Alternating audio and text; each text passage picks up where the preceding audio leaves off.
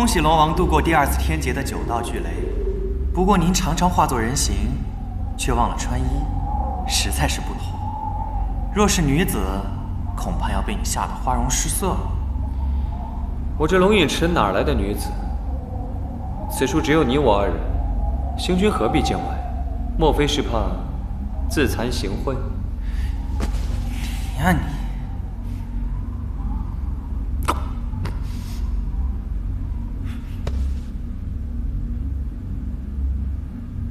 心脉还是伤了，不过小伤而已。